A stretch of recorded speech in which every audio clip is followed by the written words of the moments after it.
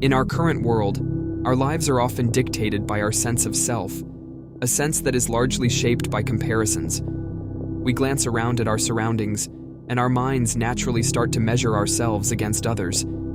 This process of comparison, however, can be detrimental to our self-esteem. As we see ourselves falling short of the standards we perceive, our self-esteem suffers, and this becomes more than just a fleeting feeling. It becomes our destiny. Our world today is rife with comparisons, intensified by the omnipresence of social media.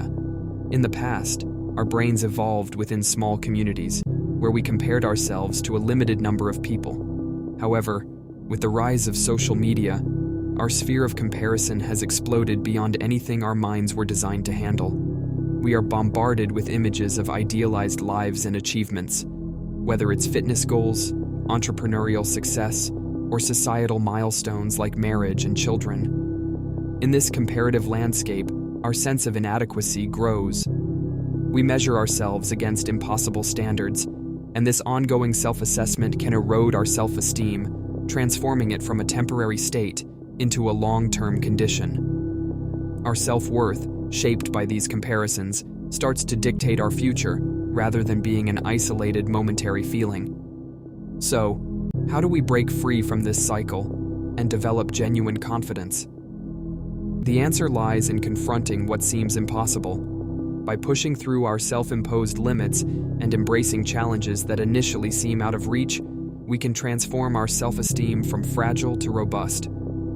It might sound counterintuitive, but tackling what seems insurmountable can lead to a profound sense of achievement and self-worth. This approach shifts our focus from comparing ourselves to others to setting and achieving our own personal goals. It encourages us to move beyond the superficial benchmarks set by society and discover a deeper, more authentic confidence within ourselves. In doing so, we align with a more fulfilling path, one where our self-esteem is grounded in our own experiences and accomplishments, rather than the distorted reflections of others. Our sense of identity profoundly influences how we experience and interact with the world. Alan Watts often spoke about the ego and its impact on our perception, illustrating how our constructed self-image shapes our reality. Our identity is not merely a reflection of who we think we are, but a powerful filter that distorts and defines our experiences. Consider a formative moment from my teenage years. I was alone in the school library, absorbed in my own world, when the most popular girl in class decided to sit directly across from me. Her presence was startling, given my self-image as someone who was unworthy of attention. My immediate reaction was one of suspicion. Why would someone so socially esteemed choose to engage with me?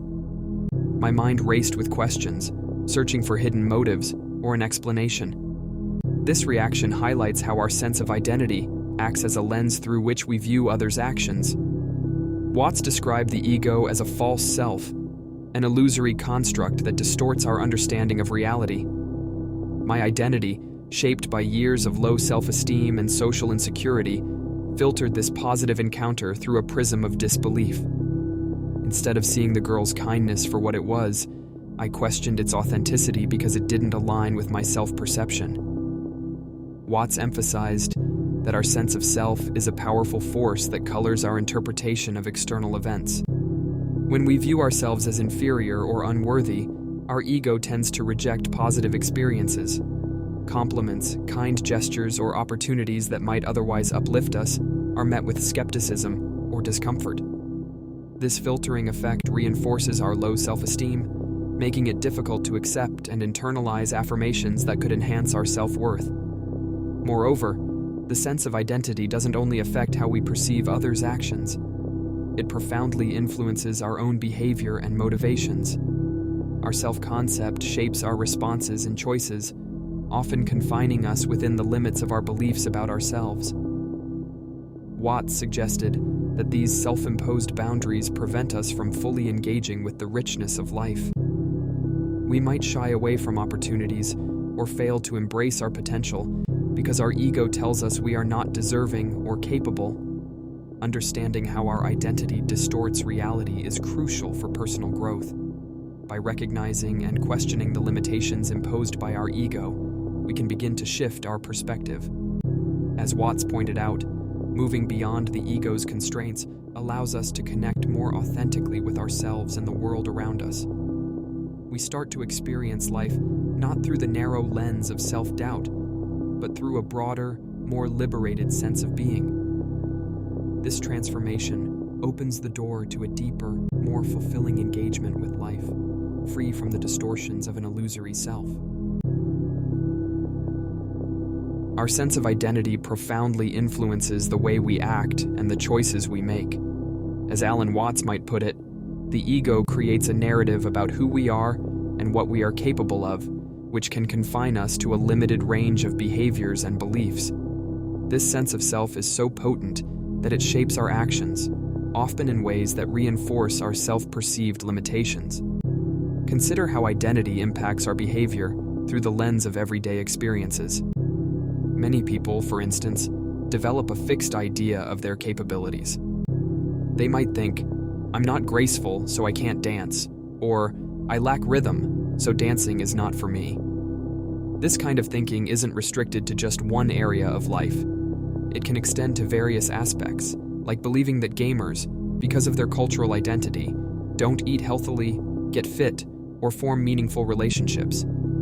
These self-imposed limits define their actions and shape their lives. A vivid example can be found in dating scenarios. When someone with low self-esteem approaches a date, their sense of inadequacy often becomes evident. They might question why someone would choose to be with them, or they might downplay their own worth. This behavior creates an awkward atmosphere, as if the date has turned into an impromptu therapy session. The other person on the date may feel put off by this self-deprecating attitude, leading to a lack of further interest. This, in turn, reinforces the person's low self-esteem and perpetuates the cycle of self-doubt. Breaking free from this cycle requires confronting and overcoming these limiting beliefs. Watts would suggest that doing so involves challenging what seems impossible within your current identity. It's not about achieving feats beyond human capability, like flying to the top of Everest or transmuting elements, but about pushing the boundaries of what you believe you can do. When you undertake something you previously thought was impossible for you, you disrupt the self-fulfilling prophecy of your identity. This process is akin to overcoming what is sometimes called the nocebo effect, where disbelief in the effectiveness of a treatment diminishes its actual efficacy. Similarly, if you believe you cannot achieve something, you unconsciously undermine your own efforts, leading to failure. By setting out to accomplish something you once deemed impossible, you challenge and reshape your sense of self. This act of defiance against your own limitations can dramatically alter your confidence and self-perception. It shifts the focus from what you can't do to what you can achieve, thereby expanding your sense of identity and opening new possibilities for personal growth. In essence, Watts would argue that to transform your life, you must confront and transcend the boundaries set by your ego. By doing the seemingly impossible, you not only break the chains of self-limiting beliefs, but also unlock a more authentic and expansive sense of self. In confronting the constraints of our sense of self, theory alone won't set us free. Alan Watts often highlighted that transforming our identity requires more than just intellectual exercises. It demands direct, experiential change. The challenge with trying to work our way out of self-imposed limits through mental strategies is that they often fall short. We may convince ourselves to think positively or believe in ourselves, but this is usually insufficient for breaking free from entrenched beliefs. Here's the crux of the issue.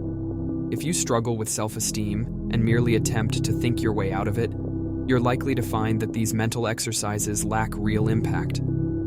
People might advise you to believe in yourself or to adopt positive thinking, but these suggestions often don't resonate deeply. What you really need is a transformative experience that disrupts your current sense of identity. The breakthrough comes from doing something you once believed was impossible for you. By achieving what you thought was beyond your reach, you introduce a new variable into the equation of self-esteem. This new experience challenges and reshapes the old belief that certain feats are unachievable for you. For example, if you've always thought you're incapable of doing a push-up or waking up early for a yoga class, actually accomplishing these tasks redefines your sense of what is possible. Reflect on your life and the things you desire. Many of these aspirations remain unfulfilled because you believe they are impossible for you. It's not about believing in yourself in the abstract, it's about proving to yourself that you are more than your limiting beliefs. So, the solution is straightforward. Simplify and act. Instead of getting lost in a web of excuses and complex reasons for why you can't focus on doing one small thing that seems impossible to you. By confronting these challenges directly, you shatter the illusion of your limitations and open yourself to new possibilities.